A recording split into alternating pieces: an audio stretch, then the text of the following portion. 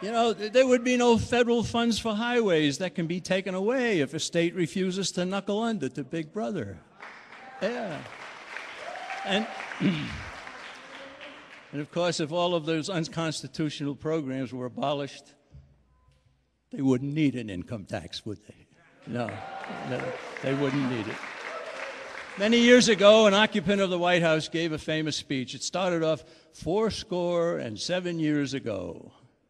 Well, paralleling what he said back then, let's go back today to 14 years ago. And that takes us back to 1913. In 1913, 3 severe attacks on the American people's liberty were enacted. We got the direct election of senators, we got the Federal Reserve, and we got the income tax, all in 1913, right? Now, before 1913, as I'm sure many of you know, senators were appointed by the state legislators to guard states' rights against federal power. Wouldn't it be good to get back to that, right? Yeah.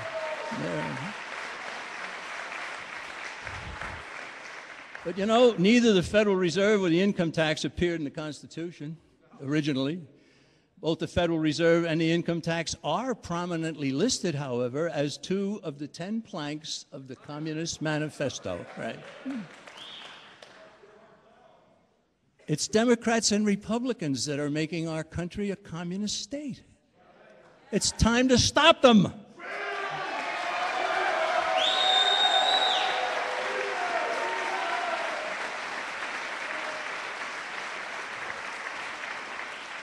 The founders were absolutely adamant about creating a republic, the rule of law, not a democracy, the rule of men that always degenerates to the rule of the mob.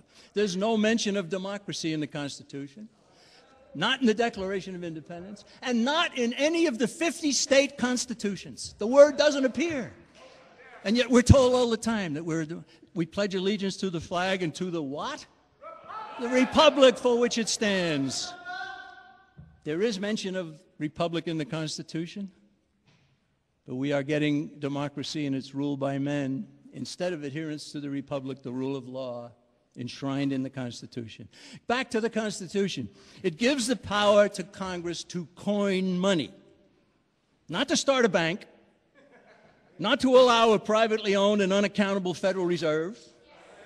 Only, this is what the founders meant, only to create a mint, to shape precious metals into coinage of a fixed size, weight, and purity. That's all it meant.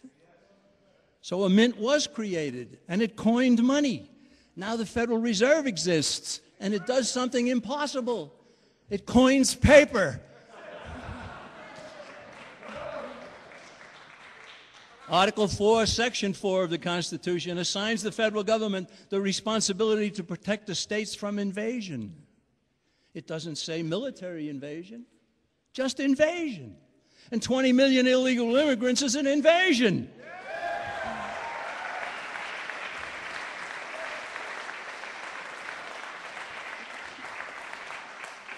But the border remains wide open because our leaders are determined to create a North American Union. A merger in the making, a recent issue of our magazine, special report on the North American Union. Merger in the making is what we call it, and we've got to stop it. So we have some copies here, and if you don't get a copy, go to The New American. Don't put any spaces between the words. thenewamerican.com. You can download the whole magazine free of charge. Please do so.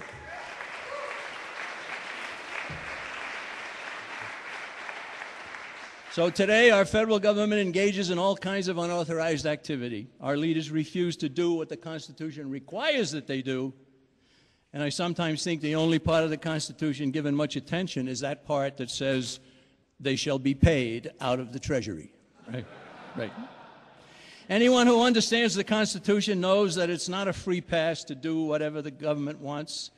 It established government with very few powers, and then it stresses these limitations in the Bill of Rights. You know the Bill of Rights, right? What does it say? It says Congress shall not Congress shall not, Congress shall not, shall not, shall not, all the way up to the marvelous 10th Amendment that says if we forgot anything, you can't do that either.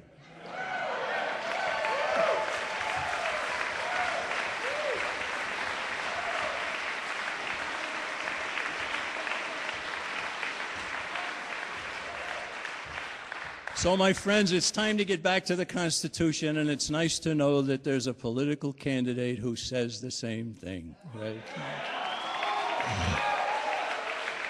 If that's what you're for, you have my deep appreciation, and equally the deep appreciation of tens of thousands of members of the John Birch Society. So I'm going to close now with the motto of the John Birch Society.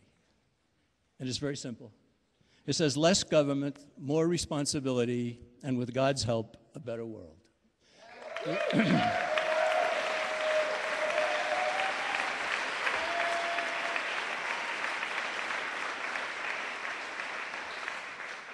Less government under the Constitution, more responsibility under the Ten Commandments. And when this nation stands on that kind of solid ground, like that seaman second class, with God's help, it will bring about a better world, right?